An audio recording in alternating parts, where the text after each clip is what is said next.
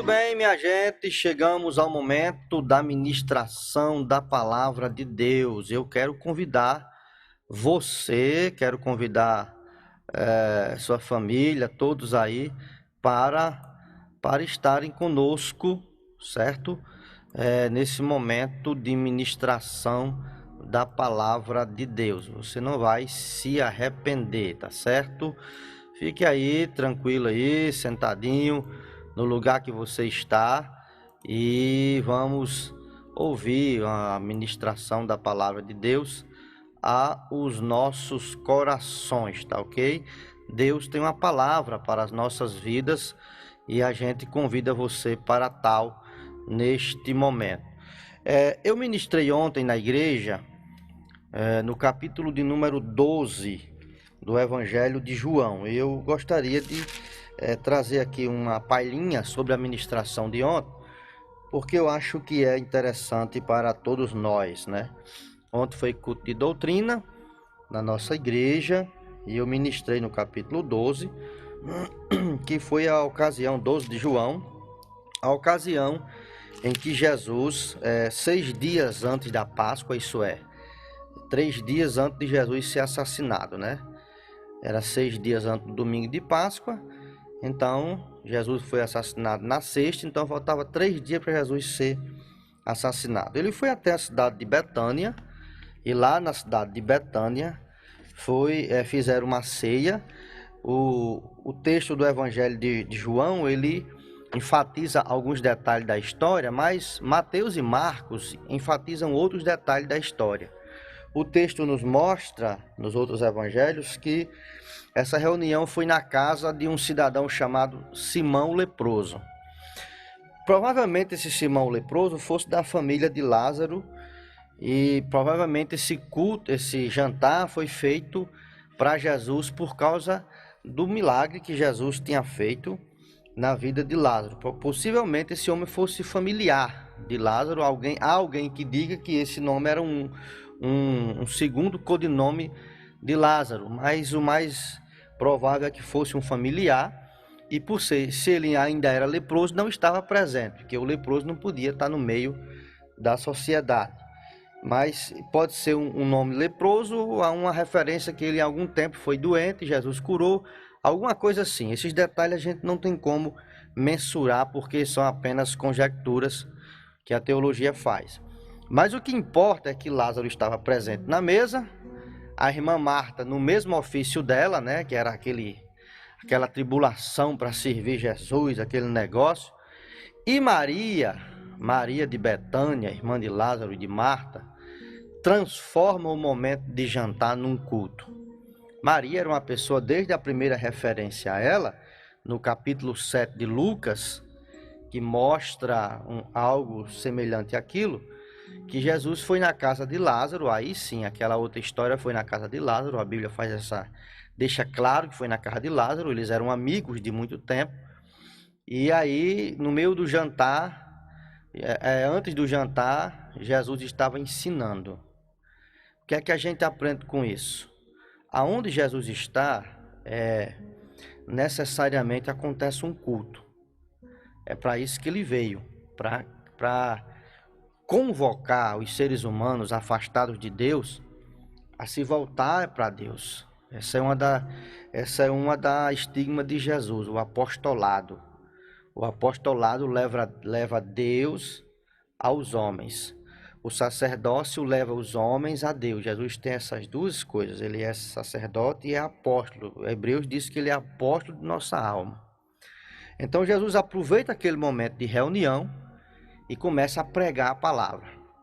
Maria era o tipo de crente que aproveita as oportunidades. Preste atenção que isso tem um ensinamento muito forte para você. Na hora de estar com Jesus, nada, absolutamente nada impedia Maria de se concentrar, de ouvir o que Jesus estava falando. Maria era aquela pessoa que aproveitava as oportunidades para estar com Jesus. E quando Jesus estava falando, então, nada e nem ninguém atrapalhava Maria. Muita gente perde muita bênção porque assume a atitude de Marta. Não é que Marta, pelo fato de ser trabalhadora e o fato de ser extremamente atenciosa com as suas visitas, não é que isso seja errado. É que na hora de Jesus falar, é preciso que a gente se desvencilhe de toda e qualquer outra atividade para a gente poder ouvir, ser edificado, ser sarado, ser restaurado, ser abençoado e ser ensinado a reverência e a adoração e o louvor que é devido ao nome de Jesus. Quando a gente vai, eu até citei, quando a gente era solteiro, que conhecia uma pessoa que a gente se interessava, como é que a gente fazia? Ninguém vai se encontrar com uma moça ou com um rapaz que está gostando, todo esbanguelado, que nem eu digo, né? Não vai. Se arruma, se ajeita, se produz para causar aquela impressão. Quando você vai diante de um juiz, você não vai de qualquer jeito. Você vai diante de uma autoridade, você não vai de qualquer jeito. Então, diante de Jesus, é preciso a gente ter essa consciência. Maria, quando estava diante de Jesus, ela sabia, eu vou para adorar, eu estou num culto. Então as pessoas que tratam um culto como um clube, tratam a igreja como um clube, que vão só para passear, que vão só para andar, só para ver coisinha que faz tempo que eu não vejo, bichinha, o amiguinha, a amiguinha, só porque eu não quero ficar uma boca de noite em casa. Eu tenho muita gente que fala as coisas e nem sabe a agressão que está dizendo. Ei, bora pro culto? Eu vou, não estou fazendo nada. Quer dizer, se tivesse qualquer coisinha de seu interesse, o culto ficava em segundo plano. E isso é blasfêmia, isso é tratar o momento de estar com Jesus com muito desdém. Então, se a pessoa vai ao culto, chega ali, deixa o corpo ali, mas a mente está preocupada com as panelas que falta lavar, com a vaca que faltou enxiqueirar, com os porcos que falta dar de comer, com não sei o quê, com a empresa que ficou... essas coisas assim. Quando a gente faz isso, a gente vai ao culto, mas está pensando no marido, se ele vai ligar para outra, se ele no celular do marido, nessas coisas assim. Você está perdendo tempo, velho. Você está diante de Jesus preocupado com as coisas dessa vida. No capítulo 7 de Lucas, Marta pegou ar e disse, mestre, não se te dá que a minha irmã deixe eu servir sozinha, mande ela que me ajude. Possivelmente Marta já tinha até, havia Maria, me ajuda, havia. Maria, não, eu estou ouvindo Jesus, minha filha. Não vou deixar de ouvir Jesus para fazer outra coisa, não. Vamos, aí ela vai e apela para Jesus. Jesus disse, Marta, você está ansiosa com muitas coisas. Uma coisa se te dá, olha, aprenda. Na hora que a gente está na presença de Jesus, não é hora da gente comer, não é hora da gente dar de comer a Jesus, não. É hora de Ele alimentar a gente. É o contrário. É hora de Ele falar conosco. Então Marta aproveita aquele momento, Maria aproveita aquele momento lá em Betânia, que é o texto do capítulo 12, e transforma o momento num culto. Maria estava tão agradecida pelo que Jesus tinha feito na vida de Lázaro. Ele fazia pouco tempo que Jesus tinha ressuscitado Lázaro, pouco tempo mesmo. Então, possivelmente, essa ceia que foi dada lá na casa de Simão, o leproso, possivelmente tenha sido dado por causa, fazer aquele banquete por causa do que Jesus tinha feito. Mas no meio desse banquete, Maria transforma o banquete num culto. A Bíblia diz que ela traz um vidro com unguento de nardo. Olha o que é que o texto diz, preciosíssimo. Preciosíssimo, era um vidro de perfume, preciosíssimo. E esse vidro de perfume, João ele mostra uma coisa, e Mateus e Marcos eles mostram como se fosse a totalidade. João se interessa em mostrar o momento que ela derrama o perfume nos pés de Jesus e enxuga os pés de Jesus com seu cabelo. Ela fez semelhante àquela pecadora, lá atrás na casa do fariseu. Ela fez semelhante. Mas Mateus e Marcos diz que ela derramou o perfume na cabeça de Jesus. Possivelmente ela derramou o perfume sobre Jesus e também o perfume estendeu-se até os pés. Ela derramou. A Bíblia diz que o cheiro do perfume encheu toda a casa. Aleluia. Aí, os discípulos, no texto de João, diz que foi Judas. Nos discípulos, fala que, nos outros evangelhos, diz que os discípulos se revoltaram e Judas falou. Então, possivelmente, os discípulos entraram na onda, mas Judas foi aquele que encabeçou a besteirada que foi dita. No meio desse negócio, Judas disse, e os discípulos, né? O texto de Mateus e Marcos fala os discípulos. No texto de João fala que Judas. Então, possivelmente foram todos os discípulos e Judas foi quem encabeçou a besteirada. Disse, por que esse desperdício? Olha que negócio. Quem está no culto de maneira carnal não entende uma atitude de gratidão. Tem gente que entende o que é gratidão a Deus e resolve a dar a Deus o melhor que tem. O salmista Davi, no Salmo 116, ele disse assim: o que darei eu ao Senhor por todos os benefícios que ele me tem feito? Quem disse foi o salmista Davi, o rei de Israel, o mavioso salmista de Israel, rico, milionário, que tinha reis, tinha boi, tinha gado, tinha dinheiro, podia dizer, eu vou dar o dinheiro, mas ele chegou uma hora que a gratidão de Davi era tão grande, que ele entendeu que o dinheiro dele, que os bois dele, que as fazendas dele não era suficiente para expressar a gratidão. Aí ele disse, o que darei eu ao Senhor por todos os benefícios que ele me tem feito? Aí ele diz, vou tomar o cálice da salvação e vou invocar o nome do Senhor para sempre, todos os dias da minha vida. Isso é, eu vou servir a Deus. Então, naquele momento, Maria foi tomada por esse sentimento de culto e de gratidão e resolveu entregar a Deus a coisa mais preciosa que ela tinha naquele momento, que era o vidro de nardo. Sabe quanto é que custava? Isso eu estou estimando no preço que Judas disse, mas possivelmente fosse bem mais caro. Ele disse assim, não, para vender rápido, né? Uma coisa assim.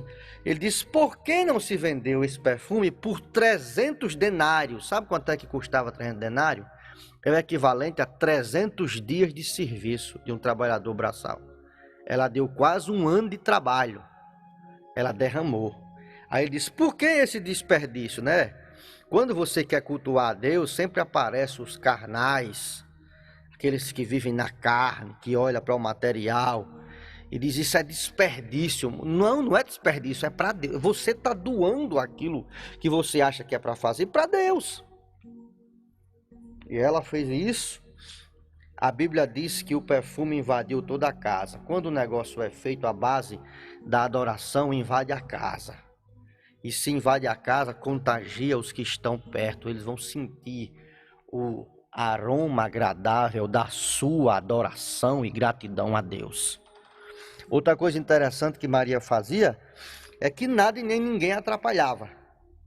Não, é hora de adorar, não interessa quem está do meu lado. Não interessa o que vão pensar, não interessa o que vão achar. O que interessa é que a minha alma está agradecida a Deus e eu vou entregar a Deus agora o que é mais de precioso que eu tenho. E aí, quando Judas interrompe a conversa, Jesus interrompe Judas e disse, deixai-a. Ela praticou para comigo uma boa ação, porque ela fazendo isso, ela se antecipou para me ungir para o meu sepultamento. 3 dias depois, Jesus foi morto.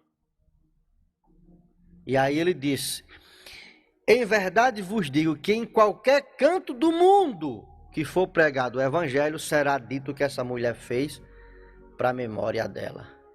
Sabe o que é que a gente aprende com isso?